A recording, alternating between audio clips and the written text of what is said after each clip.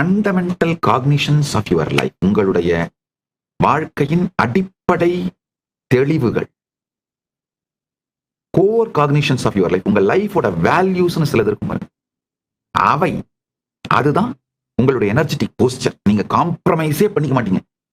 எதுல காம்ப்ரமைஸ் பண்ணீங்க, இதுல காம்ப்ரமைஸே பண்ணிக்க மாட்டீங்க அப்படிங்கிற உங்களுடைய கோர் வேல்யூஸ் தான் தன்மை, எனர்ஜெட்டிக் போஸ்டர்னு சொல்றேங்க. அந்த எனர்ஜெட்டிக் போஸ்டரை உச்சமானதாக, அல்டிமேட்டானதாக, கான்சியஸா நம்ம பில்ட் பண்ணிட முடியும். பண்ணிட்டோம்னாலே முடிஞ்சதுங்க வாழ்க்கை.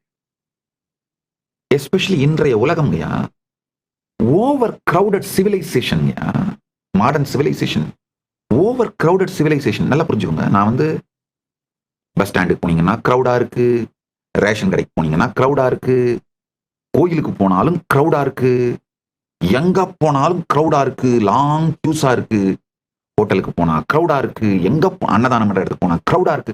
அந்த கிரௌட பத்தி பேசலைங்கயா. நல்லா புரிஞ்சுக்கோங்க. நீங்க தனியா ரூம்ல உட்கார்ந்துருந்தீங்களா, அந்த செல்போனை நோண்டிக்கிட்டே இருக்கும்போது பாருங்க எவ்வளவு இன்ஃபர்மேஷன்ஸால நீங்க தாக்கப்படுறீங்க. Bombarded with informations. எத்தனை பேரு உங்க அட்டென்ஷனை டிமாண்ட் பண்றாங்க, நீங்க எத்தனை பேர்கிட்ட அவங்க அட்டென்ஷனை டிமாண்ட் பண்றீங்க. இதுதான் நான் ஓவர் கிரௌடட் சிவிலைசேஷன் சொல்றேங்கயா. நம்ம எல்லாம் நினைச்சிட்டு இருக்கோம், எல்லாம் நான் கோயிலுக்கு போனாலுமே ஸ்பெஷல் தரிசனம் டிக்கெட் வாங்கிட்டு அங்க அப்படிதான் போய் பார்த்துட்டு வருவேன். பெரிய ஸ்டார் ஹோட்டல்ல தான் போய் சாப்பிடுவேன். இந்த ஓவர் கிரௌடட் பிளேஸ் எல்லாம் நமக்கு அலர்ஜி, நம்ம அங்க போகவே மாட்டோம். அதனால ஓவர் கிரௌடட் சிவிலைசேஷனுக்கு எங்களுக்கு சம்பந்தம் இல்லை, கிடையாது. நான் அந்த ஓவர் கிரௌடட் சிவிலைசேஷனை பத்தி பேசல. உங்களுடைய இன்னர் டயலாக், எமோஷனல் பேஸ்ல உங்க மனம் எப்படி ஓவர் கிரௌடடா இருக்குன்னு பாருங்க. அதாவது தொடர்ந்து எத்தனை ஆயிரம் பேர் இன்ஃபர்மேஷன்ஸை பம்பார்ட் பண்ணி உங்க அட்டென்ஷனை டிமாண்ட் பண்றாங்கன்னு பாருங்க.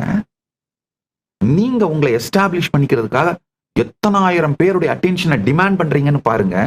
இதைத்தான் நான் ஓவர் கிரௌடட் சிவிலைசேஷன் சொல்றேன்.